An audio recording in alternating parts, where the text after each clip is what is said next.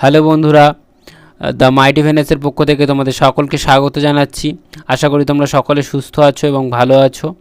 তো বন্ধুরা, আবারও চলে এসেছি কিছু সায়েন্স রিলেটেড কোশ্চেন নিয়ে। কারণ আগের ভিডিওতে তোমরা দেখেছো আমরা কিছু সায়েন্সের কোশ্চেনগুলো নিয়ে আলোচনা করেছিলাম।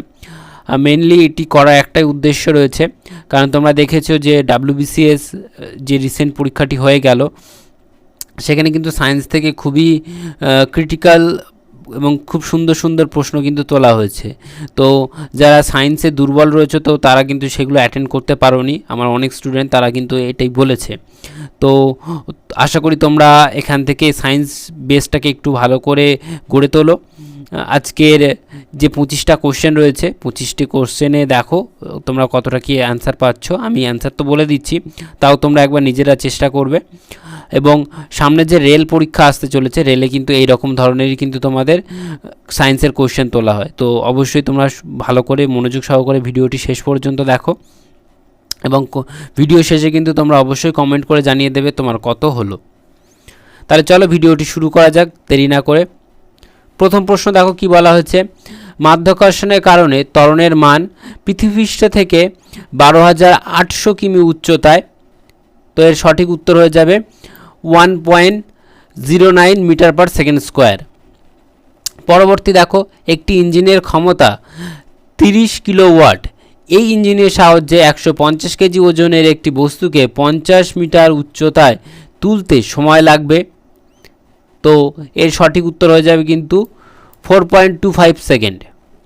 পরবর্তী দেখো, 2 কেজি ভরের একটি বস্তুকে উল্লম্বভাবে ওপরের দিকে ছুঁড়ে দেওয়া হলো 3 মিটার পার সেকেন্ড গতিতে। তাহলে বস্তুটির সর্বোচ্চ গ্র্যাভিটেশনাল পোটেনশিয়াল এনার্জি হবে সর্বোচ্চ বিন্দুতে। তাহলে তার মান কত হবে? তো এর সঠিক উত্তর হয়ে যাবে কিন্তু অপশান 3, মানে 9.0 বা 9 জুল। পরবর্তী দেখো, একটি 36 কিমি ঘন্টায় গতিতে চলা স্কুটারকে স্থির অবস্থায় আনতে সময় লাগলো 10 সেকেন্ড। তাহলে স্কুটির এখানে ত্বরণ হবে না, এখানে মন্দন কত ছিল, কারণ আস্তে আস্তে কমেছে, তার মানে মন্দন হয়। তো এর সঠিক উত্তর হয়ে যাবে -1 মিটার পার সেকেন্ড স্কোয়ার। এই মন্দন রয়েছে বলে কিন্তু এখানে তোমাদের এই ঋণাত্মক চিহ্নটি এসছে। পরবর্তী দেখো, একটি ব্যক্তির দূরে ভালো দেখতে পেলেও কাছের জিনিস স্পষ্ট দেখতে পান না। তার দৃষ্টিশক্তির এই ত্রুটি নিকটের বিন্দু থেকে 0.4 মিটার দূরত্বে যে লেন্সের সাহায্যে এই ত্রুটিটি দূর করা যাবে এবং ফোকাসের দূরত্ব হবে। তো এক্ষেত্রে সঠিক উত্তর হয়ে যাবে কিন্তু অপশান সি, কনভেক্স, এবং 66.7 সেন্টিমিটার হতে হবে ফোকাস দূরত্বটা। পরবর্তী দেখো, দৃশ্যমান আলোকরশ্মির তরঙ্গ দৈর্ঘ্য হলো। তো এর সঠিক উত্তর হয়ে যাবে এই অপশান বি, মানে 10 অ্যামস্ট্রং থেকে কিন্তু 4000, এটি 100 অ্যামস্ট্রং থেকে কিন্তু 4000 অ্যামস্ট্রং। পরবর্তী দেখো, অতিবেগুনি রশ্মি অর্থাৎ অতিবেগুনি আলোর উৎস হলো। তো এর সঠিক উত্তর হয়ে যাবে রেড হট আয়রন বল এটি থেকে। পরবর্তী, ইলেকট্রোম্যাগনেটিক তরঙ্গের কম্পাঙ্ক যার তরঙ্গদৈর্ঘ্য 30 সেমি এবং গতিবেগ 3 × 10⁸ মিটার পার সেকেন্ড হবে। তো এর সঠিক উত্তর হয়ে যাবে কিন্তু অপশান 4, অর্থাৎ এখানে কিন্তু কোনোটি এর সঠিক উত্তর নয়। পরবর্তী দেখো, মায়োপিয়া ত্রুটি দূর করতে হলে যে লেন্স ব্যবহার করতে হয়, অর্থাৎ মায়োপিয়া মানে তোমাদের নিকট দৃষ্টি দোষ দূর করার জন্য কিন্তু তোমাদের যে লেন্সটি ব্যবহার করতে হয় সেটি হলো কিন্তু কনকেভ লেন্স, মানে হচ্ছে অবতল লেন্স। পরবর্তী দেখো, সর্বাধিক কাজের ক্ষেত্রে বল এবং স্থানান্তরণের কোণ হবে। তো এর সঠিক উত্তর হয়ে যাবে কিন্তু অপশান এ 0 ডিগ্রি। একটি সাধারণ পেন্ডুলাম দুলতে সময় নেয় 1.2 সেকেন্ড। যদি পেন্ডুলামটির দৈর্ঘ্য দ্বিগুণ করে দেওয়া হয় তাহলে নতুন টাইম পিরিয়ড হবে। তো নতুন টাইম পিরিয়ড হয়ে যাবে কিন্তু তোমাদের 1.7 সেকেন্ড। পরবর্তী দেখো, একটি দুমুখ খোলা পাইপের ফান্ডামেন্টাল ফ্রিকোয়েন্সি হলো n। যদি পাইপটি একদিকের মুখ বন্ধ করে দেওয়া হয় তাহলে এর ফান্ডামেন্টাল ফ্রিকোয়েন্সি হবে, তো এর সঠিক উত্তর হয়ে যাবে কিন্তু অপশান 3 অর্থাৎ n/2, মানে যেহেতু একটা দিক বন্ধ হয়ে যাচ্ছে এই জন্য।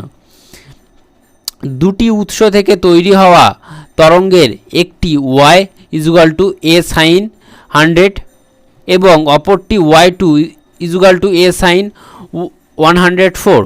যদি এই দুটি তরঙ্গ যদি একসঙ্গে আওয়াজ করে তাহলে আমরা দেখব, তো আমরা এখানে কিন্তু দেখব যে এটি কিন্তু হয়ে যাবে এর সঠিক উত্তর, মানে 4 beats/second। পরবর্তী দেখো, লৌহ আকরিক হেমাটাইটের ফর্মুলা হলো, এই প্রশ্নটা কিন্তু খুবই রিপিট করে, তো এর সঠিক উত্তর কিন্তু হয়ে যাবে এইটি Fe2O3 এবং এর সাথে কিন্তু 3 অণু জল থাকতে হবে। পরবর্তী দেখো, থার্মোসেটিং প্লাস্টিকের উদাহরণ হলো, তো এটি সঠিক উত্তর হয়ে যাবে কিন্তু এই ব্যাকলাইট। পরবর্তী দেখো, নিচে দেওয়া কোনটি উৎপন্ন হবে যখন অ্যাসিটিলিন বিক্রিয়া করবে HCl এর সঙ্গে, তো সেক্ষেত্রে কিন্তু সঠিক উত্তর হয়ে যাবে এইটি CH3CHCl2। পরবর্তী দেখো, ফোঙ্গেন হচ্ছে প্রচলিত নাম, তো এর সঠিক উত্তর হয়ে যাবে কিন্তু এটি কিন্তু কার্বনিল ক্লোরাইডের প্রচলিত নাম। পরবর্তী দেখো, নিচে দেওয়া কোন গ্যাস ওয়েল্ডিংয়ের কাজে ব্যবহার করা হয়, তো এর সঠিক উত্তর হয়ে যাবে কিন্তু অপশান 4 আইসোঅ্যাসিটিলিন। পরবর্তী দেখো, পিরিয়ডিক টেবিলে কোন উপাদান যার পারমাণবিক ভর হলো 17 যার স্থান, তো তার যেহেতু দেখো এর 17 নম্বর স্থান রয়েছে, তো সেক্ষেত্রে কিন্তু এর সঠিক উত্তর হয়ে যাবে যে পিরিয়ড টেবিলের 3 নম্বর পিরিয়ড এবং গ্রুপ হয়ে যাবে কিন্তু 7। পরবর্তী দেখো, নিচে দেওয়া কোনটি উৎপন্ন হয় ক্লোরাইড থেকে, তো এর সঠিক উত্তর হয়ে যাবে কিন্তু এখানে সবকটি। পরবর্তী দেখো, লোহিত রক্তকণিকায় অ্যারোবিক শ্বসনে সক্ষম নয় কারণ এতে থাকে না, তো এতে কিন্তু তোমাদের মাইটোকন্ড্রিয়া থাকে না। পরবর্তী দেখো, হোমোজাইগিস রিসিভ এবং হেটেরোজাইগিট উদ্ভিদের সংকরণ হয়, তো এক্ষেত্রে কিন্তু সংকরণ হয় কেবলমাত্র টেস্ট ক্রসের বেলা। ডিএনএতে থাকে, এখানে দেখো ডিএনএতে কি থাকছে, ডিএনএতে কিন্তু থাকে তোমাদের পেন্টোজ সুগার। পরবর্তী দেখো, নিচের কোনটি সঠিকভাবে সুবেনিককে ব্যাখ্যা করছে, তো এর সঠিক উত্তর হয়ে যাবে কিন্তু অপশান এ রাসায়নিক যা উপস্থিত থাকে কর্ক গাছের কোষে, কারণ আমরা দেখেছি রবার্ট হুক কিন্তু এই কর্ক গাছের ছাল থেকেই কিন্তু প্রথম যে কোষ সেটি কিন্তু আবিষ্কার করেছিল।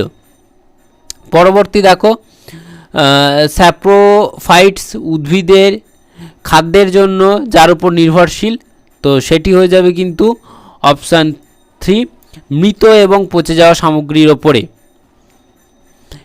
এই ছিল আজকের 25টি প্রশ্ন, তো তোমরা অবশ্যই কমেন্টে জানাবে কার কত অ্যান্সার হলো, এবং যদি ভিডিওটি ভালো লেগে থাকে তাহলে অবশ্যই একটি লাইক করে দিও, এবং যদি হেল্পফুল মনে হয় তাহলে অবশ্যই বন্ধুদের সাথে শেয়ার করো। তাহলে সকলকে সম্পূর্ণ ভিডিওটি দেখার জন্য অসংখ্য ধন্যবাদ। দেখা হচ্ছে পরবর্তী নতুন ভিডিওতে।